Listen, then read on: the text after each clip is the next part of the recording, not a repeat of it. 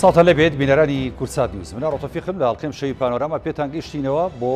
قسە و باسکردن لەسەر ڕۆڵی یەکێتی لە خزمەتکردنی چین و توێژە جیاجیاکان. دیارە ئەمڕۆ یادی 46مین ساڵی دامەزاندنی یەکێتی نیشتیمانی کوردستانە. ئەو حیزبەی کە هەر لە سەرەتای دروستبوونیەوە خەباتیشی بێوچان و دیموکراسی و لێنەبراوانی کردووە بۆ خزمەتکردنی کۆمەڵانی خەڵکی کوردستان بەسەر جەمچین و توێژە جیاوازەکان. لە هەر شوێنێک خەڵک پێویستی بە یەکێتی بوو بێت سەرجەم ئەندامانی یەکێتی هەر لە سەرکردایەتیەوە تاوەکو سادەترین ئەندامی یەکێتی توانیوێتی بە پێی پێویست و بە پێی کات و زەمان خزمەت پێشکەش بکات بە ناوچە جیاجیاکان و بە چین و توێژە جیاجیاکانی خەڵکی کوردستان. ئەم شەو گفتوگۆکەین لەسەر ئەم ڕۆڵەی یەکێتی لە خەباتی حیزبیدا بۆ خزمەتی خەڵکی کوردستان بەبێ جیاوازی بە میوانداری هەرێک لە میوانە بەڕێزەکانم کە لە ستۆدیۆ لەگەڵ من کاک فەمی بورهان ئەندامی سەرکردایەتی و لێپرساوی بۆردی جەماوەری یەکێتی بەخێربی. کاک فەمی سوپاس دەکەم. هەروەها کاک سەرتیب عەلی ئەندامی سەرکردایەتی یەکێتی نیشتیمانی کوردستان. بەخێر من سوپاستان دەکەم، یادی یەکێتیتان لێ پیرۆز دەکەم. سەرەتا ئەگەر لە کاک فەهمیەوە دەست پێ بکەین کاک سەرتیب بە ڕوخسەتی جەنابێ. کاک فەمی دیارە هەمووان ئەزانین یەکێتی نیشتیمانی کوردستان ئەو حیزبە بووە کە هەر لە سەرەتای دامەزاندنیەوە تاوە کۆم ساتی کێمە گفتوگۆکەین لە هەموو زروف و زەمانێکداوە لە هەموو کاتە سەخت و خۆشی و ناخۆشیەکاندا ینی بەتەن خەڵکی کوردستانەوە بۆ بەبێ جیاوازی خزمەتی خەڵکی کوردستانی کردووە. ڕۆڵی یەکێتی لە خزمەتی جەماوەری بۆ خەڵکی کوردستان چۆن هەڵەسەنگێنیت ئەتوانی پیرۆزبایی خۆش بگەێنی هەر لە منبەرەوە. کاگاوڕێم کاتتان باش. سپاس. تەمانە یادە لە جەنابەت لە کاک سەرتیب لە بینەران لە تەواوی کۆمەڵانی خەڵکی کوردستان پیرۆز بێت. یادی یەکێتی یادێکی گرنگە لە ڕاستیە ئەوە ئەتوانم بڵێم یادی ئەم هێزە تەنها یادی هێزێک نییە وەکەوەی کە کۆمەڵێک ئۆرگانی هەیە و سەرکردایەتی هەیە و قیادی هەیە و قەواعیدی هەیە. ئەم هێزە لەبەر ئەوەی هەمیشە استراتیژی هەبووە، هەمیشە بەرنامەکەی بۆ کۆمەڵانی خەڵکی کوردستان بووە، هەمیشە ڕوئیا و دنیابینی بۆ دەرەوەی خۆی بووە. بۆی بە بێگومان ئەکرێ ئێمە لەم ڕۆژەیە پیرۆزبایی لە تەواوی کۆمەڵانی خەڵکی کوردستان بکەین، لە کۆمەڵانی خەڵکی کوردستان بە جیاوازیەکانیانەوە، لە کەسوکاری سەربەرزی شەهیدان، لە هەموو ئەوانی کە ڕۆژگارێک قوربانیان بەخشیوە لە پێناوی ئازادی ئەمڕۆیە. بۆیە ئەم یادە بەدیدی من یادێکە ئەکرێت لە گۆشەی جیاوازەوە تەماشا بکرێت بۆ مانایی کە ئەم هێزە هەر لە سەرەتاوە وەکو پرۆژەیە کەدا ئەمەزرێت لە ساڵی 75 لەسەر دەستی جەنابی مام جەلال و بەشێک لە هاوڕێکانی بە بێگومان پرۆژە بووە، بە بێگومان ڕوئیا بووە، دنیابینی بووە، بەرنامە بووە، واتە دامەزرانەکەی هەر لە سەرەتاوە شتێکی ئەفەوی نەبووە،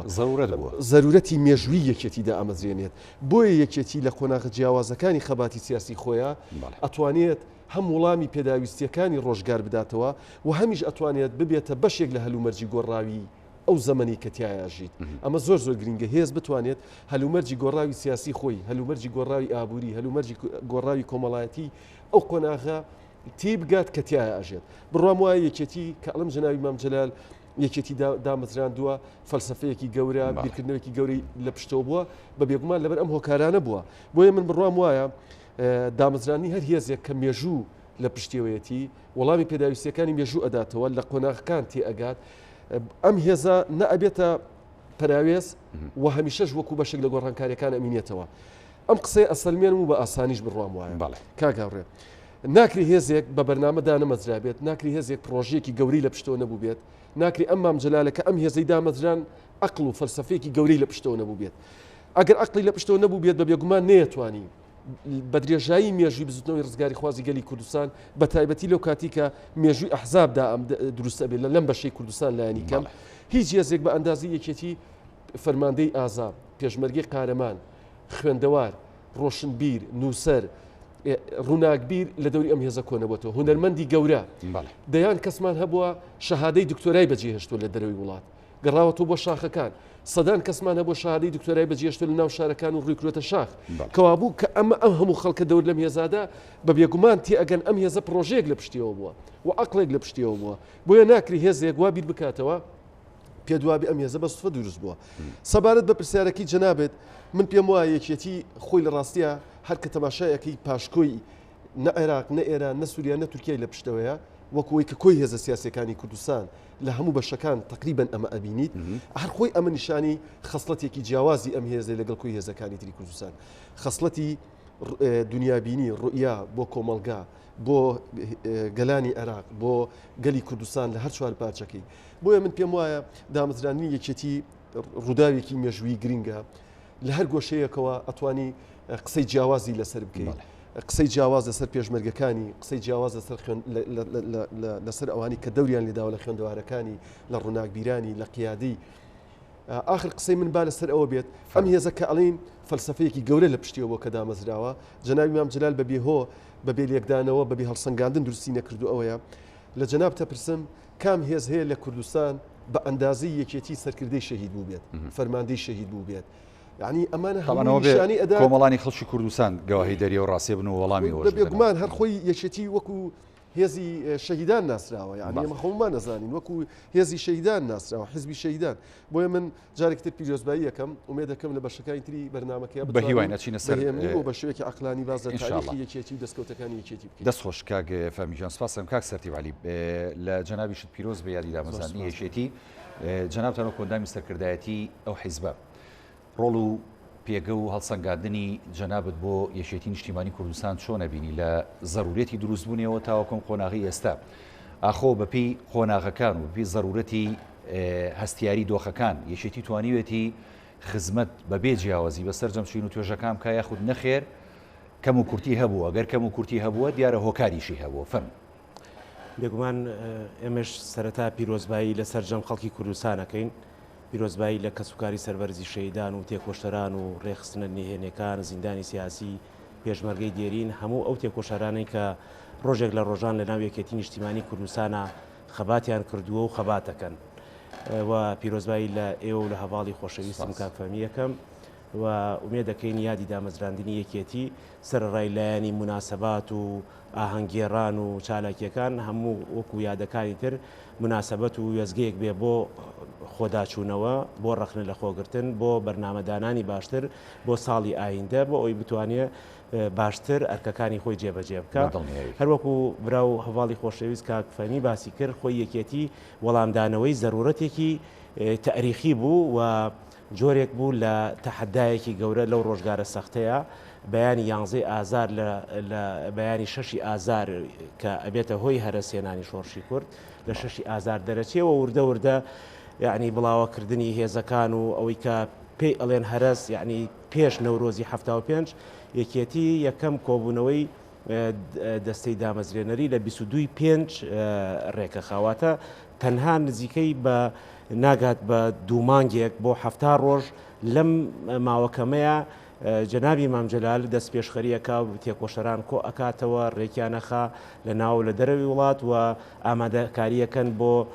دروستکردن و دامەزراندنی یەکێتی نیشتیمانی کوردستان لە کاتێکە تەنها وەکوتم دوومانگێک بەسەر هەرسی شۆڕشەکەیە و کەواتە یەکێتی بۆ خۆی وەڵامدانەوەی زەرورەتێک بووە وەڵامدانەوەی قۆناغێکی تاریکی بزوتنەوەی ڕزگاری خوازی گەلەکەمان بووە کە خەڵک جۆرێک لە ناوئومێدی توش بووە لەو کاتەیە کە ناوئومێدی هەبووە هەر چەند ڕۆژێک دوای ئەوە جەنابی مام جەلال دەستەکە بە جوڵەکانی و ئەم کۆبوونەوانە و دواتریش ڕاگەیاندنی بەیانەکە لە 1 ساڵی 1975 کەواتە بۆ خۆی یەکێتی وەڵامدانەوەی زەرورەتێکی تاریخیە پێک هاتەی دەستەی دامەزرێنەر سێریکەی باڵە خوێنەوارەکەی بزوتنەوەی ڕزگاری خوازی گەلی کوردستانە مەسەلەن لەو قۆناغەیە قورس بۆ مەسەن 2 دکتۆرا 2 ماستەر بەکالۆرۆس یا جەنابی مام جەلال پارێزەر و سمبولێکی گەورەی بزوتنەوەی ڕزگاری خوازی گەلی کوردستانیش بووە یعنی یەکێتی بە تێڕوانینێکی ئەتوانم بڵێم خوێنەوارانە و پێشکەوتن خوازانەوە و لە نامیلکەی سەرەتای دامەزرێنی یەکێتی نیشتیمانی کوردستان یەکێتی نیشتیمانی کوردستان بۆ کە بە عەرەبی و دواتر تەرجەمە کراوە یەخستنی سەرجەم هێزەکانی بزوتنەوەی ڕزگاری خوازە وەکو خۆتەزانی یەکێتی وەکو نیمچەبەرەیەک یەکێتی نیشتیمانی کوردستان و خەڵکی ڕۆژاوایتایە و لە هاوکاریکردنیە یعنی کەسێکی وەکو نەجمەدین بیوکایە کە بە نەجۆ ناسراوە ینی ئەمە هاوکارێکی شۆڕش بۆ ڕاستە وەکو دامەزرێنەر ناوی نەهاتووە سیرەکەی خەڵکی پارچەی تریشی تایە گەر لە ڕووی ڕەمزیشەوە بێت دواتر ئەم هەرم هێزە هاوکاری پارچەکانی تریشەکە بۆیە یەکێتی زەرورەتێکی مێژوویە بەڵام بەنیسبەت ئەوەی کە ئایا کەم و کوڕی هەبێ لە جێبەجێکردنی ئەرکەکان بێگومان هەموو حیزبێک ئێمە گەر سیرکەی یەکێتی 16 ساڵ خەباتی شاخی هەیە واتە 1975 کە دامەزراوە و لە 76 شۆڕشەکە شۆڕشی نوێ بەرپاکە تا ساڵی 1990 کە ئەمە قۆناغی زۆر سەختی بڕیوە بەڵام 30 ساڵی حکومڕانیە خەباتی مەدەنیە ناوشارە خزمەتکردنی خەڵکە بێگومان خەڵکە لە شۆڕشە چاوەڕوانی زۆر گەورەی هەیە لە شۆڕش وەکە تۆ حیزبێکی گەورەی وەکو یەکێتی نیشتیمانی کوردستان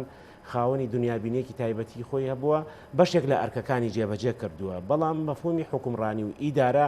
بێگومان ئەمە پێویستە خەڵک چاوەڕوانی زیاتری هەیە دوجار کە یەکێتی لە شۆڕشی چەکداریەوە دێتە خەباتی شار و خەباتی شاغ و حکومڕانی و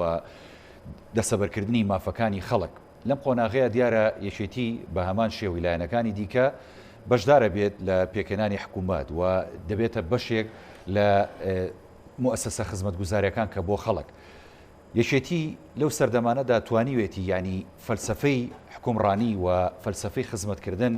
لە بەرنامەی خۆیدا جێ بکاتەوە ئەگەر جێ کردوەوە توانیوێتی بەکردار ئەمە بۆ خەڵک بکات چکە زۆرێک لە قۆناغەکان بینیمانە کە خەڵک ڕاستە ینی یەکێتیان بە حیزبێکی سەرەکی زانیەوە لە هەرێمی کوردستان بەڵام گلەکانی خۆشیان نەشاردۆتەوە لە یەکێتی نیشتیمانی کوردستان بۆ ئەمەیان وەڵامە چێ بکات بێگومان گلەکانیان نەشاردۆتەوە یەکێتی حیزبێکە بەوە ناسراوە زۆرترین مەودای ڕخنەگرتن و ئازادی لە ناو ڕیزەکانی خۆیان هەیە و ناوچەکانی کە یەکێتی باڵادەست بوو بێ میدیای ئەهلی ڕخنەگرتن تا ئاستێکی زۆر لەوانەیە ڕۆیشت بێ وەکو باسم کرد 30 ساڵی حکومڕانی یەکێتی بەتەنها نەبووە واتە خۆتە زانی کە لە وڵاتانی پێشکەوتووە کاتێک حیزبێک زۆرینە ئەباتەوە ئەفو بەتەنیا حکوومەت پێکەێنێ بە کۆی بەرنمەکانی خۆی ئەخاتەکایی حکومڕانیەوە بەڵام حکوومەتی هەرێمی کوردستان هەر لە سەرەتاوە بە جۆرێک لە ئێتیلافی دامەزراوە و ماوەیەکی کەم نەبێ کە بۆ نمونە لێرە لە دەرەنجامی شەڕی ناوخۆ ئیدارەی سلێمانی کە یەکێتی بەتەنیا لایەنی سەرەکی بۆ هەرچەند حیزبەکانی تری بەشداری پێ کردووە هاوپەیمانەکانی لێرە سەرجەمیان وەزارەتیان هەبووە لەو کابینە وەزارانەی کە لێرە بووە لەو کاتەیە یەکێتی دەستی ئاوەڵاتر بووە بۆ ئەوەی بەرنمەکانی خۆی جێبەجێ بکە بۆیە تۆ ئەبینی زۆر جار ئەم قۆناغە بە قۆناغێکی جەنابی مامجەلال لە ساڵی 2000 ئەوانە باسی لە شەڕی نمونەی کرد لە ڕۆژنامەی کوردستانی نوێ تەوەرێکیش کرایەوە بۆ شەڕی نمونەی واتە تۆ چۆن بتوانانی نمونەیەکی باشی حکومڕانی و بەڕێوەبردن پیشانی خەڵک بدەیت بەڵام هەرێمی کوردستان بێگومان وەکوتم خەڵک چاوەڕوانی زیاترە کەم و کوڕیشەیە و لە ئێستا بە تایبەتی لەم قۆناغەیە حیزبی سیاسی نابێت لە مەسئولیت هەڵبێ یەکێتی مەسئولیتێکی ئەمنی اقتصادی بەخێوکردنی خەڵک ناوچە دابڕاوەکان و پشتیوانیکردنی ئاشتیانەی پارچەکانی تری کوردستانی هەیە لە ئێستا خەڵک کێشەی موچەی هەیە کێشەی بێکاری هەیە کێشەی بێگومان کەمی خزمەت گوزاری هەیە ئەمە کۆمەڵشتا ناشارێتەوە واتە ئەمە تەنانەت ئەندام و لایەنگرانی یەکێتی نیشتیمانی کوردستانیش وەکو بەشێکن لە خەڵکە بەشێکی سەرەکی خەڵکی کوردستانن یەکێتیش نەیشاردووەتەوە ئەم خەڵکە چاوەڕوانی زیاتری هەیە لە حکوومەتی هەرێمی کوردستان کە یەکێتی پێکێنەرێکی سەرەکی ئەم حکوومەتەیە بەڵام هەموو شتەکان بەخواستی یەکێتی نییە لەم حکوومەتەیە ئەمە ڕاستیەکە بۆ حکوومەتێکی وەکووتمان ئێتیلافیە یعنی حکوومەتێکە لە چەند حیزبێک پێکاتووە و ئومێ دەکەین کە یەکێتی هەروەکو چۆن لە سەردانەکانی وەفدەکانی بۆ بەغا ڕۆڵێکی سەرەکی ئەبینی واتە ئەم سەردانانی بۆ بەغا لە پێناو پێگەی یەکێتی نیشتیمانی کوردستان نەبووە سەردانێکی حیزبی نەبووە بۆ لە پێناو بووجە و قوتی خەڵکی کوردستان نەبووە بۆیە ئەمە مەسئولیەتیشە و ئەبێ بیشیکاوە ئەبێ بەردەوامیش بێ لە تانە و لە جۆرێک لە لۆمەکردن ڕخنە یا بەکەمزانینی ئەم هەوڵانە قەت یەکێتی نیشتیمانی کوردستان سار نەبێتەوە چونکە چووەتە ژێر مەسئولیەتێکی قورسەوە و بینیمان یەکێتی لە هەموو ڕووداوەکانە مەسئولانە من لەو چەند ڕۆژی ڕابردوو لە خانەقین ڕووداوێک ڕوویدا یعنی باسی ئەوە کراوە حیزبێکی سیاسی بەیاننامەکەی زۆر تونتر بووە بڵێن لە هەڵوێستی یەکێتی باشە ئەمە حیزبەت لەوانەیە تەنها هەر مەقڕێکیشی نەبێ لەو شوێنەیە بەڵام یەکێتی مەسئولیەتێکی گەورەی هەیە بەرامبەر بە ناوچە دابڕاوەکان بۆیە کە تۆ چیتە ئەرزی واقعەوە ئەچیتە ناو مەیدانەوە وەکۆڵێ ئەوەی کە لە ینی بەرپرسیارەتێکە قورسە قورسە ئەوەی کە لە لە شەڕانە بێ شیری تیژە ینی کوردەواری واڵێ یەکێتی مەسئولانە سەیری ڕووداوەکانەکە ئەوەیشی کە پەیوەندی بەلایانی حکومڕانی و بژێوی خەڵکو و بێکاریەوە بێ ئەبێ یەکێتی نیشتیمانی کوردستان هەوڵەکانی زیاتر بخاتەگەر لە ڕێگەی تیمەکانی لە حکوومەت لە حکوومەتی فیدراڵی بۆ ئەوەی کە ئاوەڕی جدی و هەنگاوی جتر لەم بوارەیە بن دەستخۆش کاک سەرتیب کاگێ فامیانی کە بۆ نمونە ئێمە باس زەواکەین کە ڕۆڵی یەشێتی لە خزمەتی چین و توێژەکان دیارە ئەم حیزبەوەکو کاک سەرتیب و جەنابیشت پێشووتر ئاماژەتان پێدا یعنی ئێمە ڕۆڵێکە و لەسەر شانێتی و ئەرکێکە و دەبێ وەکو بەرپرسانە جێبەجێ بکات بەڵام ینی خەڵک کاتێک کە باز دێتە سەر ڕۆڵی یەشێتی ینی ڕەخنەکە ئەوەیە دەیگرن یەشێتی لە قۆناغە جیاوازەکان و کاتێک کە یەشێتی هەندێک جار بە هەوراز و نشێودا تێپەڕیەوە کە کێشەی ناوخۆیی هەبووە زۆر جار لە خزمەتی چین و توێژەکانی خەڵک دوورکەوتۆتەوە ینی هۆکارەکە بۆتە ئەوەی کە خەڵک گلەیەکەیان بۆ ئاراستەیە بێ لە یەشێتی کاتێک کە نوێ ئەبێتەوە دیارە دروشمەکانی شیە گۆڕێ بە ئاراستەی زیاتر خزمەتکردنی کۆمەڵانی خەڵکی کوردستان ئایا توانین بڵین ئەم قۆناغی ئێستا و ئەمڕۆکە ئێمە یادی 46مین ساڵی یەشێتی دامەزانی یەشێتی نیشتیمانی کوردستان ئەگەینەوە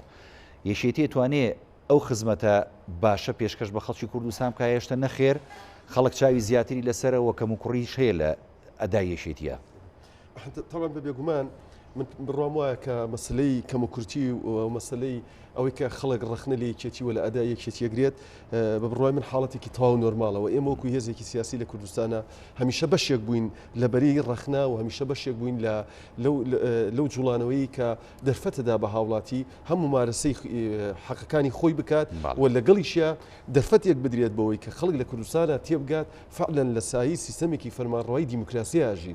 یعنی ئەگەر یەکێتی ڕەکیزەیەکی سەرەکی خەباتی دیموکراسی و خەباتی مەدەنی نەبێت لە وڵاتی ئێمە ڕەنگە دەرفەتەکانی بەردەم ڕەخنە دەرفەتەکانی بەردەم جوڵانەوەی شەقام دەرفەتی ئەجگار بچووک بن یعنی خۆ ئەمە بیرکردنەوەکی زۆری پێویستنی هەرتوو تەماشای شەقامی کوردی بکە لەکوێ یەکێتی حاکمە لەو جێگایە شەقامە جوڵێت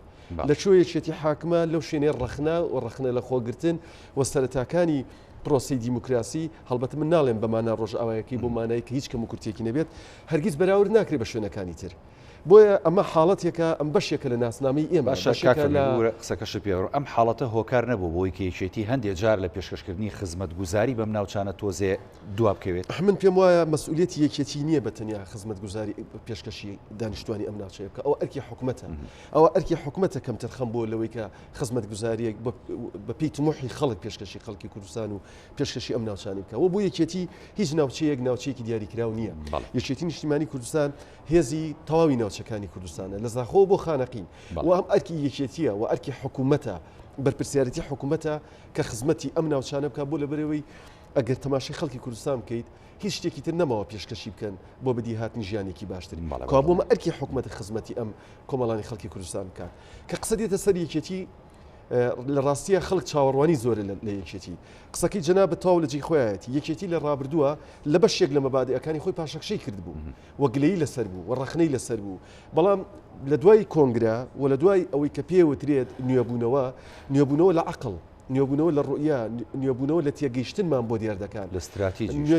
نوێبوونەوە لە استراتیژ نوێبوونەوەمان بەو شێوەی کە پێمان وایە ئەتوانین لێوەی خزمەتی کۆمەڵانی خەڵکی کوردستان بکەین ئەگەر ببینی لە ساڵ و نیوی ڕابردووە هەتاکو ئەمڕۆ یەک مەبادئی خۆمان لێ پاشەکشەمان لێ کرد بێت جا ئەم مەبادئانە مەبادئی دیموکراسی بوو بێت مەبادئی لەناو پرۆسی دیموکراسیشە مەسلەی ڕۆژنامە و کاری میدیای ئازاد مەسلەی سەروەری یاسا مەسلەی زیندانەکان مەسلەی ڕێکخراوەکانی کۆمەلگەی مەدەنی مەسلەی جوڵانەوەی شەقام قسەمان بۆ شەقام بۆ مەسلەی موچە هەموو ئەمانە ئەگەر ببینی هیچ هێزێک بە ئەندازی یەکێتی ئیش لەسەر ئەمانە نەکردووە ڕەنگەی سا هەوڵاتیەک بپرسێ بڵێ باشە ئەمانە خوان لە دەسەڵاتن چۆن نەبێ ڕەخنە بگرن یعنی ئێمە ڕوونمان کردێتەوە ئەم حکوومەتە حکوومەتی خۆمانە بەڵام ئەمە یەکسان نییە بەوەی کە کەم و کورتی ببینی ڕەخنەی لێ نەگرین یەکێتی هێزێکی کۆنکرێتی نییە هێزێکی لە قالب دراو نییە دەبێت ئەوانی کە ڕخنەی لەم جۆراگرن لەوە تێبگەن کە ئەم هێزە میراگری جەنابی مام جەلالە و جەنابی مام جەلال لە فکری خۆیان لە فەلسەفەی خۆیان لە عەقلی خۆیان هەمیشە ڕوبەرێکی گەورە هەبوو بۆ ڕخنەگرتن ئەگەر تێبینیت کردبێ لە خەباتی شاخە هەڤاڵ سەرتیب هەندێک ئاماژەی پێدا جەنابی مام جەلال پێشمەرگەکان دەوری لێ ئەدەن خەڵبە خەڵبێک دروست بووە لەسەرەوەی کە مام جەلال لیانە پرسێت ئەم دەنگە چیە وەڵا مکری ڕەحمەتی ڕخنەی لە مام جەلال گرتووە جەنابی مام جەلال ئەڵێ ڕخنەی لە من گرتو خۆتەقەی لێ نەکردوم ئێوەش ڕخنەی لێ بگرن یعنی ئەمە میراتە ئەمە کەلتورە باشە شخصیەتی معنەویەگرتنە بۆتە هۆکارێک بووی کە یەکێتی بتوانێت لەسەر جەمکایەکاندا خۆی پێش بخات و هەڵەوکەم و کورتەکانی خۆی پێ ڕاستکاتەوە. من پێم وایە یەکێتی نیشتیمانی کوردستان دۆست و نێار شادی بۆوادن کە هێزێکە لە تەعاملکردنی لە پشتیوانیکردنی لە قزی ڕخنە لە قزی دیموکراسی لەو شتانی کە ئەبنە بنەمایەک بۆ دروستبوونی کۆمەلگایەکی مەدنی هاوچەرخ لە پێش هێزەکانی ترەوەیە بۆ هێزەکانی ترخوان چەندین جار جۆمان لەوە بووە کە لانی کەم ئەڵێن لەو شوێنانی کە پێوترێ زۆنی سەوز کە بەداخەوە ئەمە مفرداتێکی ناخۆشە ئەڵێن زیاتر ئێمە هەستەکەین لە ڕووی شخصیەتی معنەویەوە باشتر ئەتوانین ئەسبی خۆمان تا بدەین و باشتر ئەتوانین تعبیر لە ڕێی خۆمان بکەین. من پێم وایە ئەگەر یەکێتی هەندێک شتیشی لەدەستدا بێت بەڵام توانیوێتی ئەو بنەمایە بپارێزێت کە جەناوی مام جەلال بنەماکەی بۆ داڕشتووە. ئەم شتانە زۆر گرینگن یعنی با ئێمە لەوە نەترسین کە یەکێتی کورسیە کەمی کردووە با کاتێک دەبێت کۆمەڵانی خەڵکی کوردستان بترسن کە یەکێتی پاشەکشە بکات لە مەبادی دیموکراسیەکانی پاشەکشە بکات لە خەباتی دیموکراسی پاشەکشە بکات لە ڕخنە و ڕخنە لە خۆگرتن یعنی ئەگەر ئەمانە بنەمای سەرەکین بۆ ئەوەی مرۆڤێکی خاوەن کەرامەت دروست بێت لە وڵاتی ئێمە بە ئاشکرا ئێمە لەم حکوومەتین و هیچ هێزێکیش بە ئەندازی ئێمە خوێنی لە پێناوی ئەم حکوومەتیان نەڕشتووە و باشترین کادیرەکانی خۆشمان لەم حکوومەتەدا ناوە و ئەشبینین کادیرەکانی ئێمە لە بەغا لە ناو تیمی حکوومەتە کاریگەرترین هەڵسوڵاوەکانی ناو ئەو تیمە بن بۆ ئەوەی کە لەگەڵ حکوومەتی عێراقیان ڕێک بکەوین. بەڵام ئەمە یەکسان نییە بۆەوەی کە من کاتێکم و کورتیەکە بینم ڕخنەی لێ نەگرم وەکوتم ئێمە لە قالب نەدراوین بەڵام هەوڵ دەین ڕخنەکانمان ڕخنەی بابەتی بن ڕخنەی زانستی بن حکوومەتەکەی پێچاک بکەین چارەسەریش بێت بەڕاستیانی ئەزانی خۆی ئەگەر ڕخنەیەک چارەسەر نەبێت ئەو ڕخنەیە ئەچێتە چوارچێوی تەشیرەوە من خۆم بڕوان بە ڕخنەیە لە حکوومەت کەم و کورتەکانی ئەبینین کاکە من ئازاری فەرمانبەرێکی ئەم وڵاتە ئازاری جەستەی منە ئازاری ویژدانمە ئەم یەکێتیدا نەمەزراوە بۆ ئەوی خەڵک برسی بێ ئەم یەکێتی دانەمەزراوە بۆ ئەوەی خەڵک ئەمە بارودۆخی ژیانی بێت تاکو ئێستا موچە دابەش نەکەن. بەڵام یانی ئێستا بۆ نمونە ئەگەر هاوڵاتیەک یاخود موچەخۆر یاخود فەرمانبەرێک گوێی لە گفتوگۆکەی نێوانمان بێ هەرسێکمان یانی لەم بەرنامەیەوە ینی ئەو ڕخنەیە جارێککە ئەگرێتەوە ئەڵێ کە ئەگەر بۆ نمونە ئەمە هەوڵی سەرکردایەتی و هاوسەرۆکان و سەرجەمەندامانی یەشێتی بێ بۆەوەی کە خەڵک خۆشگوزەران بێ ینی کەواتە بۆ پێداگری ناکە لەسەرەوەی کە وەزئی فەرمانبەران و موچەخۆران بە ئاراستەیەکی باشتر بڕە کاک سەرتی بەگەر تۆ بتوانانی ینی بەڕاستی وەڵامیەوە بیتەوە یەکێتی ئەوێت چی بکە لەم پێناوەدا و چی کردووە و چیشی پێەکرێ ئەگەر پێەکرێ بۆ نایکا بەڕاستی. بەڵێ وڵا من تاکی دەکەم بۆ لە قسەکانی کاکفامی بۆ منە ئەگەر تۆ لە حکوومەتابی ئیتر هیچ قسەیەک لەسەر حکوومەت نەکەی تەنها لە پێناو ئەوەی کە تۆ لە حکوومەتا بەشداربی بۆ نمونە ئێستا خەڵک کێشەی نیشتەجێبوون هەیە کێشەی تەندروستی هەیە کێشەی بێکاری هەیە یعنی من تەنها لە بەرەوەی مثلا 5 وەزیر و 8 وەکیل وەزیر و جێگری سەرۆکی حکوومەت یەکێتی قسە نەکات لەسەر حکوومەتی هەرێم بۆ بڵێ بۆ نمونە کێشەی بێکاری نییە بڵێ وەزعی خەڵک باشە بڵێ مەسەلەن وەزعی کارەبا باشە بڵێ تەندروستی نیشتەجێبوون پەروەردە شتیوان نییە ینی بێگومان ئەمە تۆ خەڵک ئەنێری لە حکوومەتا بەشدارە بۆ خزمەت و ڕخنەی شەگرین یعنی هەم بۆ پشتیوانیە هەم بۆ ئەوەی باشترکردنی ئەدای حکوومەتی هەرێمی کوردستانە بۆیە ئەو مەفهومە زۆرجار بە جۆرێکە لە هەڵا یعنی یەکسەر تۆ ئەگەر یەکێتی سەرکردەیەکی شتێک بڵێ ینی بڵێن وڵای ئێوە بەشدارن خۆتان لە حکوومەت بەڵێ بەشدارە بەشداریش بووە حکوومەتی هەرێمی کوردستان لە ئەوڵی تا ئێستا یەکێتی نیشتیمانی کوردستان بەشدار بوو لە مەسئولیت ڕناکە بەڵام لەو شوێنەی کە کەم و کورتی هەڵا هەبێ فراکسیۆنەکەی لە پەرلەمانی کوردستان قسە ئەکا ناکاتەوەی تۆ بڵێ لەبەرەوەی ئێوە سەرۆکایەتی پەرلەمانتان هەیە یان حکوومەتە بەشدارن فراکسیۆن بۆی نییە ڕخنە بگرێن پەرلەمانتار نوێنەری خەڵکە بۆیە ئێمە شتەکە تەنها یعنی قەتیس نەکەین بڵێن سەرکردایەتی ئەڵێ فراکسیۆنەکەش لەو شوێنەی پێویستکە دەنگی خۆی هەیە چی لە هەرێمی کوردستان بێ یا لە بەغدا بۆیە یەکێتی مەبەستێتی کە ئەم ڕخنانە ناشارێتەوە و جۆرێکە ئەگەر وای ئێمە بزانین ئەم ڕخنانە خەڵکی کوردستان نایبینێ جۆرێکە لە دۆگمابوون یعنی لەگەڵ ڕێزمە بۆیە یەکێتی وەکو هێزێکی واقع گەرا سەیری بابەتەکەکەوە ئەوێ کەم و کوڕیەکان باشتر بکرێ و هیچ نەبێ ینی خۆی بەشێکە لەو خەڵکە زۆرجار لایەنەکانی بەرامبەرتان و هاوپەیمانەکانیشتان ینی گلەی و گازندەتان ئاراستاکەن لە زۆر ڕۆوە ینی ئەمانە هێرشن بۆ سەر یەشێتی یاخود ئەمە گلەیە یاخود ئەگەر بۆ نمونە هێرشە یەکێتی وەڵامی چۆنە بۆ شتانە بەڕاستی یەکێتی بەردەوام بووە ینی بەچوونی من لەبەرەوەی یەکێتی تا ئێستا بەو نەهجەی کە حکوومەتی خەڵکە و ئەبێ لە خزمەتی خەڵکا بێ و لەو شوێنەی کەم و کوڕی هەیە تۆ قسەی لەسەرەکەی بۆ نمونە کەناڵەکانی ڕاگەیاندنی یەکێتی فراکسیۆنەکانی تیمەکەی کادرەکانی ناتوانن یعنی چاو لە کەم و کوڕیەکانی حکوومەتی هەرێمی کوردستان یان تەنان لە تەشریعی قانون هەبووە بە دڵی هەواڵانی یەکێتیش نەبوو بێ لەوانەیە خەڵکی تاوێ پەرلەمانتارێک دەنگشی بۆیە بوو بێ یەکێتی بێ ینی بەڵام سیرەکەی یەکێتی لە ڕێگەی ئۆرگانەکانی ڕێکخراوەکانی ڕێکسنەکانی قسەی لەسەر کردووە بۆیە ئێمە مەبەستمانە بیڵێن کە حکوومەتی هەرێمی کوردستان پێویستە باشتر لەوەی هەیە خزمەتی خەڵکی کوردستان بکەوە ئەمە حکوومەت خۆشی ینی باسی ئەوەکە ینی لە بەیان نامەی ڕسمی خۆیان لە کۆبوونەوەکانیا باسی ئەوەکە کە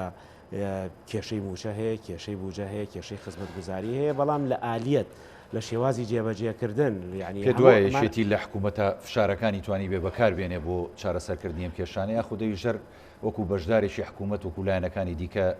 ینی بێدەنگ یەکێتی ئەوەندەی توانی بێتی بێدەنگ نەبووە کاری کردووە بە قەناعەتەوە چی لە ڕووی سیاسیەوە بۆ نمونە سەردانی یەکێتی بۆ لای حیزبە سیاسیەکان و حکوومەت و پەرلەمان لە بەغدای فیدراڵ چی وەکو تیمی یەکێتی لە ئەو گفتوگویانەوەکو لە بەشی پێشووترا باسمان کرد لە پێناو بوجا بووە ینی بۆ دروستکردنی پەیوەندیەکی سیاسی دووقۆڵی نەبوو یەکێتی حیزبێکی ناسراوە لە ینی کاتێک لە دەرگای بەغادا بۆ مەسلەی بوجە بۆ ئەوی بێتە حکوومەتی هەرێمی کوردستان و ئەم فراغیش بێگومان یعنی جەناوی مام جەلال کاتێک لە بەغا بوو ئەم ڕۆڵێکی یەجگار گەورە و ئەتوانم بڵێم محوەری و ئەساسیە بینی ئەم بودجەی ئەهێنا بۆ خەڵکی کوردستان لە ساحەفەکە بۆ حکوومەت و بەشێک لە پرۆژەکانی پێ جێبەجێکرا بۆیە مەسەلە یعنی بەشێکی لایەنی حکومڕانیە بەشێکی سیاسەتی هەڵە یعنی واتە مەسئولیەتی گەورە و حیزبی سیاسی وەکو باوکی میلەتەکەەوە بێ ئەبێ سیاسەتی هەڵە نەکا کە بزانێ بۆ منە بەغدا مەزدەری مەعیشەتە مەزدەری بوجەیە مەزدەری قوتی خەڵکی کوردستانەوە ئەوە حکوومەت واڵێ بە دەلیلی ئەوەی داوای بوجە داوای موچە لە بەغاکە ئێتۆ بێ پەیوەندەکانت باش بێ لەگەڵ لە پێناوی چیە باش بێ لە پێناوی خەڵکی کوردستانە لە پێناوی ئەوەی پرۆژە بێ ڕێگاوبانە بێ خستەخانە بکرێتەوە مەکتەب بکرێتەوە ینی ئەمە چەندین شار و شارۆشکەمان هەیە ئەوە بەرەو لە ساڵی 2014ەوە تا ئێستا یەک خوێندنگایتیان نەکراوە هەزاران خوێندکاریش زیایی کردووە یعنی بۆ منە من بەشمە لە چۆ لە سنووری سلێمانی و لە هەموو هەرێمی کوردستانە ئەو ئامارەکانی وەزارەتی پەروەردە مەسلەی دوودەوامی و سێت دەوامی مەسلەی زیادکردنی خوێندنگە ناحکومیەکان واتە بۆ منە هاوڵاتی زۆرێکی ناچارە بێ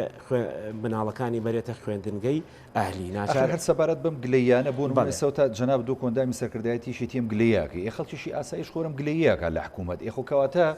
بۆ نمونەسە ئەو قسەی خەڵک کە دەڵێ یەشێتی خۆی بەشدارە لە حکوومەت نابێ گلەی لە خۆی بکات دەبێ ئەو بۆ نمونە جێبەجێکەر و بەدیهێنەری ئەم خزمەت گوزاریانە بێ کە ئێستا داوایەکە یەشێتیش بڕاستی یەکەم حیزبی وایە لەوانەیە ئینکاری ئەو قسانەی خەڵک بکاوە ئێمە دلیلی ئەوەیە کە تۆ سەرکردایەتەکە خەمەکانی خەڵک بە هی خەمی خۆیە زانیەوە بەشێکی دانەبراوی خەڵکەکەیە یعنی ئێمە خاڵێکی ئیجابیە هی ئەوە نییە کە خاڵێکی سلبی بێ و ئێمە زۆر جار باسیەکەین هەواڵ کاکفەرمیشە زانێ هەر مەسلەی بێکاری ئێستا ئێمە یەکێتی دەیان هەزار لایەنگر و ئەندامی هەیە دەرچووی زانکۆ و پەیمانگاکان باشە ئەگەر دامەزراندن هەبێ ئەمانش ناگرێتەوە ئەیکراوە بۆ ئەوانە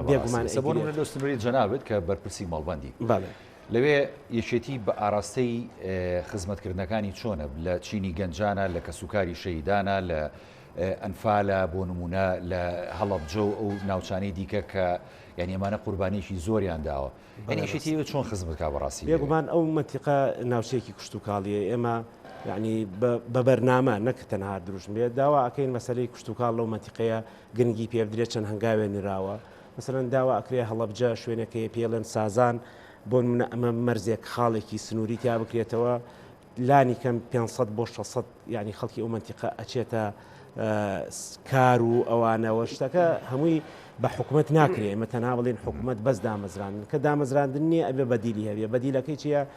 کۆمپانیەکانە کەرتی تایبەتە کردنەوەی خاڵی سنووریە لەو بابەتە کە جۆرێک لە چەقوەستوی هەیە لە مەتیقەکەیە کرانەوەیەک ڕوو ئەدا یعنی ئەبێ بە شێوازی جۆرا و جۆر خەباتی بۆ بکەیت ئەم خاڵانە یعنی کاکاوڕێتەوە بینی ئەسێش لە وڵاتە پێشکەوتوەکانە تەبعاً بۆ ژیانێکی باشتر نەکۆکو ئێرە یعنی مەسەلەن داواکەن سیستەمی سەحە باشتر بێ کەواتە یعنی کەم و کوڕی هەیە ئێمە ئەمە نییە بە شەو ڕۆژێک بڵێن ئەم خاڵانە جێبەجێ بکرێ بەڵام وەکو باسم کرد خەڵک لە قەیراناژی کەم و کوڕی هەیە ئێمە هەم یەکێتی خۆی لە مەسئولیت نادزێتەوە و ئەگەر سەرکردەکانی یەکێتی و ئۆرگانەکانی کە وەکو خەڵق قسە ئەکەن وەکو خەڵک بیرەکەنەوە لە بەرەوەی بەشێکن لە خەڵکەکە خۆ ئەگەر خەڵک وەزعی باش بێ بێکار کەمتر بێ بۆ خەڵکی کوردستان باشە و بۆ حیزبە سیاسیەکانیش باشە بێگومان بۆ حیزبێکی وەکو یەکێتی کە خەڵک مەودای ئیشکردنیان فراوانترە بێت خەڵک بە مەسئولی ئەزانێ و مەسئولیشە لە وەزعەکە بۆیە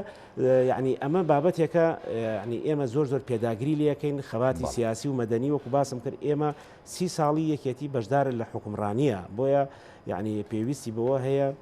گوشار بکە ڕێگای جۆراوجۆر بگرێتە بەر لە ڕێگەی هەموو کەناڵەکانی خۆیەوە بۆ ئەوەی بتوانێت کە خزمەتی خەڵکەکانی خۆی بکە. دەست خۆشکاک سەرتیب کاگێ فەمی گورانیان جەنابەت لێپرساوی بردێکی جەماوەری لە یەکێ لە مەکتەبەکانی یەکێتی نیشتیمانی کوردستانە دیارە بەرکەوتنی زۆرتان لەگەڵ خەڵکە جیاوازەکانە بێت لە چین و توێژی جیاوازە هەرێمی کوردستان و دیارە ئێوە کە لەو بۆردەکارەکەن بە ئاراسی خزمەتکردن کارەکەن و ئەمە ئەوەش بڵێمانی ئێمە لە ماوەی ڕابردوودا ینی قسەی بەڕێز هاوسەرۆک کاکباوڵمان بینی لە یەکێک لە کۆنگرەکان کە لە شاری هەولێر بەسرا داوای ئەوەی کرد ئێمە پێویستە خەڵک و جەماوەر ئاش بکەینەوە ینی حیزبەکان پێویستە هەموو ئەمە بکەن یەشێتی توانیوێتی خەڵک ئاش بکاتەوە و توانیوێتی ئەو ساردی کە لە ڕابردوو هەبوو لە نێوان جەماوەر و یەکێتی بڕەوێنێتەوە و کەم بکاتەوە طبعا من پێم وایە ئەمە بابەتێکی نسبیەوە بەڕەهایی ناتوانانی ئەم بابەتە وەرگری و ئەم تێزە هەمیشە دەبێت بە شێوەیەکی ڕێژەی تەعامی لەگەڵا بکرێت من پێم وایە لە دوای کۆنگرەوە ئەوەی کە ممکن بوو بێت سەرکردایەتی تازەی یەکێتی لە هاوسەرۆکەوە هەتاوەکو ئۆرگانەکانی خوارەوە بە بەردەوامی بەشێک بووینە لەوەی کە لەناو کۆمەڵانی خەڵکی کوردستان نبین و پشتیوانیان بکەین و ببینە بەشێک لە سەرخستنی ئەو پرۆژانی کە لە قۆناغە جیاوازەکانی ئەم ساڵ و نیوەیە هەمان بووە من ئەمە ئەسەلمێنم چۆن یعنی ئێمە خۆتان نزانن لە دوای تەوابوونی کۆنگرا خەڵکی کوردستان ڕوبەڕووی پەتای نەگریستی کۆرانەوە بۆیەوە وەکو بەشێک لەو ئەنزیمەی جیهانی کە ڕوبەڕوومان بۆیەوە من لە جەنابتە پرسم لە بینەرانی بەڕێزی خۆشمانە پرسم چەند هێز بە ئەندازەی یەکێتی وەکو هاوسەرۆکانی یەکێتی شار و لادێ بەلادێ ئەگەڕا بۆکردنەوەی مستەشفا بۆکردنەوەی بنکەی تەندروستی بۆ دابینکردنی پێداویستی پزیشکی بۆ ئەم نەخۆشیە بۆ ڕوبەڕبوونەوەی مەترسیەکانی ئەم نەخۆشیە چەند هێز بە حکوومەتی هەرێمی کوردستان شەو بە ئەندازەی یەکێتی بودجێ لە پێناوی ئەمەیان سەرف کردووە یعنی ئەمە بەشێکە لەو ڕوئایی کە یەکێتی هەیەی بەشێکە لەو پرۆسی گەڕانەوە بۆ ناو خەڵکی کە یەکێتی بڕوای پێێتی دەستی پێکردەوە بە بێگومان هەنگاوی زۆر جدی دەستی پێکردووە و هەنگاوەکانیش دیارە ینی تۆ خۆ ڕۆژانە لە سوۆشیال میدیای بینی لە میدیا بە شێوەیەکی گشتی ئەیبینیت کە قیادی تازەی یەکێتی هەر لە ڕووی دەسەڵاتی مادیشەوە هەستێکی زۆر جێی ناکەیتەوە لە خەڵکێکە لە شەقاما بێت بۆ ئەمە قەنەعەتی یەکێتی بۆ چارەسەرکردنی کێشەکانی ئەمە دیوێکی تر لە ڕاستیە من ئەمەیە بچمەوە سەر بابەتێک کە زۆر ڕوبەرێکی گەورەی گفتوگۆکانمانی داگیر کرد و بابەتێکی هەم بابەتێکی فەلسەفیە کە پێم وایە فەلسەفە گەورەکانی دنیا بەسەر ئەم مەسەلەیەدا بەشبوون هەم بابەتێکە لە ڕووی مۆزوعی شۆ پەیوەندی بە ئێستای ئێمەوە هەیە ئەوش مەسەلەی ڕەخنە و مەسەلەی ئازادیەک لە کۆمەڵگەی کوردیە ینی کاگاوڕێ ئێوە زۆرتان مناقەشەک لەگەڵ هەواڵ سەرتیپە حقیقەت ئەو کاتی جەنابی مام جەلال سەکۆی ئازادی دروست کرد لە ناو پارکی ئازادیە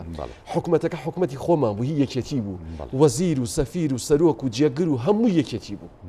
ئەو کاتە جەنابی مام جەلال بڕیاری داوتی سەکۆیەک دروستکەن بڕۆن لەو سەکۆیەوە ڕەخنە بگرن خۆڕەخنە لە چێ ژیرە خۆڕەخنە لە ئێمە ژیرە خۆڕەخنە لە حکوومەتێکی تر ناگیرە بۆیە ینی هەر کەسێک پێچەوانی ئەم قەنەعەتە باس ئەکات ئەوە جۆرێکە لە سیاسەتی دیماگۆجیەت بۆ ئەوەی یعنی خەڵک دوورخاتەوە لەو مبادئانی کە یەکێتی بڕوای پێ بووە کاکە هیچ هێزێک لە کوردستانە بە ئەندازی یەکێتی خەباتی نەکردو لە پێناوی بەدیهێنانی ئەم دەستەواژە گەورانەیە شۆڕشە مەزنەکانی دنیا لەسەر مەسەلی ئازادی و لەسەر مەسەلی ڕەخنە و لەسەر مەسەلی بەها پیرۆزەکانی ئینسان بووە مەسەلەکە ئەمەیە تۆ هەکبی یەشێتی ئاوا پڕ لە خەبات و لە قوربانیدان بۆیە ینی خەڵک ئێستا گلەی لەکە و ڕەخنەی لێگرێ کە نەیتوانیەوە بەقەی بارستایی ئەو خەباتی خزمەت بە هەندێک ناوچە بکە بەڕاست کاک هاوڕێ ئێمە لەم یادەیە دەبێت حقیقت باز بکەین و دوو ئێمە لە هەڵبژاردنەکانی پێشووترا حقیقت ئەو کورسیانێکی هێنامانە دڵخوازی خۆمان نەبوونە لە ناو پەرلەمانی کوردستان شە بە زۆرینە و کەمینە یاساکان تێ ئەپەڕێنرێت من دڵنیاتەکەمەوە بەشی زۆری ئەو یاسانی تێپەڕیەوە بە شێک نەبوو لە ڕوئیای ئێمە لە ئەجندای ئێمە یعنی ئێمە زۆر بە سەراحات ئەم سەرکردایەتی تازەی ئێستای یەکێتی لە هاوسەرۆکەوە بۆ هەمومان یعنی داوا لە کۆمەڵانی خەڵکی کوردستانەکەین پشتیوانمان بن ینی لە هەڵبژاردننی داهاتووە یەکێتی پرۆژەی نۆعی پێەیە یەکێتی ڕوئای تازەی پێەیە بۆ دەوڵەتداری بۆ ژیانی فەرمانڕەوایی بۆ خزمەتکردنی کۆمەڵانی خەڵکی کوردستان ئەو شەڕە نمونەیە کە لە 2005 تاکو 2011 یەکێتی پێشکەشی کۆمەڵانی خەڵکی کوردستانی کرد نمونەی نەبوو لە عێراقا لە هیچ بەشێکی کوردستانە نەیبوو بۆ لەبەروی یەکێتی خۆی یەک ئەنزیمە بۆ یەک دەسەڵات بوو لە حکوومەتەکەی ئەگەر نانێکی هەبووە دیکەوتر لەو ساتەوە ئێستا ناوچێ بەرەوە من پێم وایە چاوەڕوانەکانی خەڵک لەسەر یەکێتی زۆرە زیاترە زۆرە ئەگەر نە حقیقەت دەبێت ئێمە بزانین ئێمە لە وڵاتیەکانی ئەژین کورسەکانی ئێمە لە پەرلەمانی کوردستانە بەشێک نییە لەو تومحی ئێمە هەمان زۆرشێتی بە کورسی ینی ئاخر خۆناسە ناگرێت قیاز ناکرێت ئەمە ڕاستە بەڵام دیوێکی تریشی هەیە کە یاسایەک بە زۆرینەوە کەمینی لە پەرلەمانەتی ئەپەڕێت یەکێتی هێز بەرێتە سەر پەرلەمان خۆ بە حقیقەت یا من لە جەنابتە پرسم کەیسی زیندانیانی بادینان لەسەر مەسلەی میدیای ئازاد ئەمە بەشێک بۆ لە ڕۆیای یەکێتی بڕوای پێ بووە بەیانمان لەسەر دەرکردووە ڕێکخراوەکانی کۆمەلگەی مەدەنیمان هێناوەتە سەریکە قسەی بابەتی مۆزوعی بکەن لەسەری باشە بە سەراحەت وتومانە و کۆمەلگەی نێودەوڵەتی قسەی هەیە لەسەر ئەم کەیسە کاکە ئێمە دوو جار مارانگاز بووین جارێک مارانگاز بووین با دووبارەی نەکەینەوە ئەی ڕخنەکانی ئێمە هەوڵە دەین بابەتی بێت واتە ملانیەکانمان ملانەیەکی سیاسی شەریفانە بێت هەمومان ئەزانی بۆ ریفراندۆم هەر ئەو ڕێکخراوان هەر ئەو نوێنەری وڵاتان بوو لە کوردستان و لە دنیاە ئەیانوت پەلە مەکەن لەم پرۆسەیە جۆمان لێ نەگرتن نەتیجەکەیمان بینی لە کەیسی زیندانیەکانی بادینانە هەموو بەشێکی زۆری نوێنەرانی وڵاتان ڕخنیان لەسەر ئەم بابەتە هەبوو یەکێتی ڕخنەی هەبوو وەکو پێویست گوێیان لێ نەگیرا یعنی ئەمە بە دڵنیایی و بەشێک نییە لە ڕوئای یەکێتی بە دڵنیایی و بەشێک نییە لە دنیا بینی یەکێتی بەشێک بێت لە چارەسەرەوە بەشێک بێت لە چەسپاندنی هەندێک ماف کە بەدینە هاتوون و یەکێتی بتوانێت ئەمانە بەدی بێنێ یەکێتی نیشتیمانی کوردستان دەبێت بۆ هەڵبژاردننی داهات و خۆی ئامادە بکات دەبێت کۆمەڵانی خەڵکی کوردستان باشتر لە جاران پشتیوانی یەکێتی بکەن باشتر لە جاران ئەم قیادە تازەیی تاقی بکەنەوە و دەبێت ئەو شانسەمان بدەنەوە کە پێشووتردا وەڵامی ئەوت نیامەوە ینی هەستەکەی ینی ئاژبوونەوەی جەماوەر لەگەڵ یەکێتی باشە من بڕوام وایە جەماوەری کوردستان هەمیشە بەرامبەر بە یەکێتی دڵسۆز بووە و پشتیوانی سەرخستنی پرۆژەکانی یەکێتی جەناب و کاکسەرتیب لە ناو جەماوەران و خەڵک زۆرە بێگومان خەڵک ئێوە توانە هەڵسەنگانم بکەن ئەگەر هەر تێبینیت کردێت لە یاری دامەزرانی یەکێتیە ئەبینیت بارگاکانی یەکێتی لە پێشوازی میوانەکانە چۆن بووە یعنی تەماشای هەموو بارگاکانی ئێمە بکە و تەماشای بۆ مناسبەتەکانمان کە بڕە چاوکردنی ئەو بارودۆخە تەندروستی کە هەیە یعنی من پێم وایە سەرەتایەکی زۆر گرنگ و زۆر تازەش دەستی پێ کردووە بۆ ئاشکردنەوەی جەماوەرەی خۆمان ئێمە بەشێکین لەو خەڵکە و مجاملەش ناکەین ئەمە مەبادئە ئەم ئەخلاق لای ئێمە ئەمە بەشێکە لە مۆراڵی سیاسی ئێمە بەبێگومان ئەمە استراتیژی ئێمەیە و ئەو قسانی کە پێشووتریش کردم کاکاوڕێ بە دڵنیاییەوە قسەکردن نییە لە لێدانی هێزێکی دیاریکراو لە کوردستانە ئێمە بڕوامان بە خەباتی مێژووی هێزە سیاسەکانی کوردستانێ ئێمە شوێنکەوتوی میراگری جەنابی مامجلالین ئەو فکر و فەلسەفە و عەقڵ و دنیابینی هەیە بۆ سیاست بۆ دەوڵەتداری یعنی کاتی ڕخنەیە کە گرین لە بابەتێک لە کەیسێکی وەکو زیندانیانی سیاسی لە بادینان ئەمە نایکەینە کەرەسەیەکی میدیایی بۆ ململانیەمان نییە بەقەت ئەوەی کە ئێمە لە وڵاتەیە ئەژین پێکەوەین یەک چارە نووسمانەیە کە کەموکورتیەکە بینین دەبێ باسی بکەین هیوادارین چاکی بکرێت بۆ لەبەروی دوجار ئێمە ئەم کەشتیە هەمومانیتیان کە خەرق بوو هەمووی تیا غەرقە بێت وەکەوەی کە بینیمان لە سەردەمی ڕیفراندۆمە بۆیە من بەش بە حاڵی خۆم پێم وایە سەرەتایەکی باش دەستی پێ کردووە بۆ ئاشکردنەوەی جەماوەری یەکێتی و لە زۆر لە یاد و مناسبەیەکی ئەمەمان بینیوە ئەمە غرورمان ناکات ئەمە هانمانەدا بە بەرنامەیەکی عەقلانی تر بە هێمنی بە شێوەیەکی مەوزوعی تر بچینە ناو بەرپرسیارەتان قورسەکەن بەڕاستیانی تۆ جەماوەر کە ڕوو تێ بکاتەوە ینی کەواتە ئەرکێکی زیاترەکەوێتە سەر شاتان ینی خزمەتکردن کاک هاوڕێ من بەسراحەت لە دیدارێکی لە ڕستێکی کۆبوونی و سەرکردایەتە بە هەردوو هەواڵی هاوسەرۆکم وتووە چاوەڕوانێکی ئەجگار گەورە لەسەر ئێوە و ئەم سەرکردایەتیە هەیە بەڵام من خۆم زۆر لەم چاوەڕوانی ئاترسێم لەبەری مەسئولیەتە لە ئەستۆمانایە هەڵبەتە هەردووکشیان هەمان ڕێیان هەبوو لەسەر ئەمە وەکو مەسئولیەتێکی گەورە ئەیبینن ینی هەواڵ سەرتیب لە مەڵبەندی شارە زوور چۆتە ئەو مەڵبەندە کێشەکانی ئەو مەڵبەندە مەشاعری خەڵکی تێکۆشەری ئەو سنوورە گرفتەکانی ئەو سنوورە داواکاریەکانی ئەو سنوورە کاکە پێشووتر کە یەکێتی مەسول مەڵبەندێکی هەبوو لە شارە زوور لە هەموو شارە زوورە ئێمە دەخاون دکتۆرامان نەبووە ئێستا کە دەیان پرۆفیسۆری یاری دەدەرمانەیە زۆر باشە ئەنی لەبەر ئەوە قۆناغڕاوە لە خولەکە دواسەرنج و پەیامی خۆت بە ئاڕاستەی خزمەت و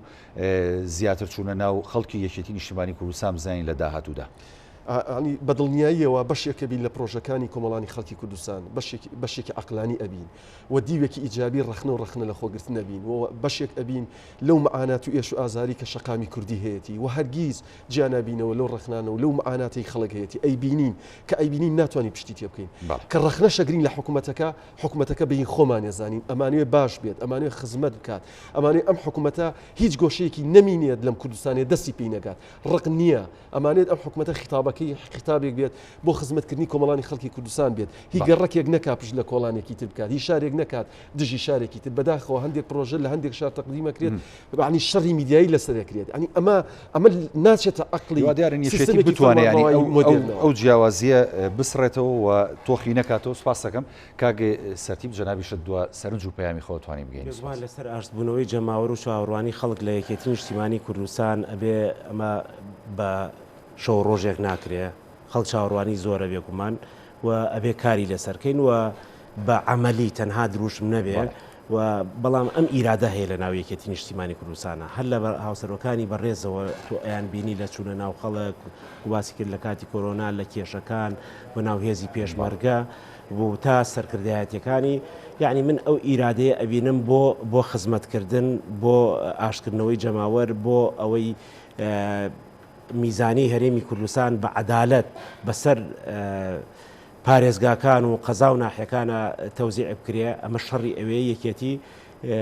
کاری بۆ کردووە و بەردەوامیشە بێت لەمە سپاس بۆ هەرێک لە هەواڵانی بەڕێز کاک سەتیباری ئەندامی سەرکردایەتی شێتی نیشتیمانی سوکان کاک فەهمی بورهان لە پرسای بۆردی جەماوەری یەکێتی و ئەندامی سەرکردایەتی سوپاسان ئەگەم دووبارە پیرۆز بە یادی یەکێتی لێدەم بەڵای بینەرانی بەڕێز زەڵقەم شەوی پانۆراماتان پێشکەش کرا میشە ساغ و تەندروست باش بن خواتان لەگەڵ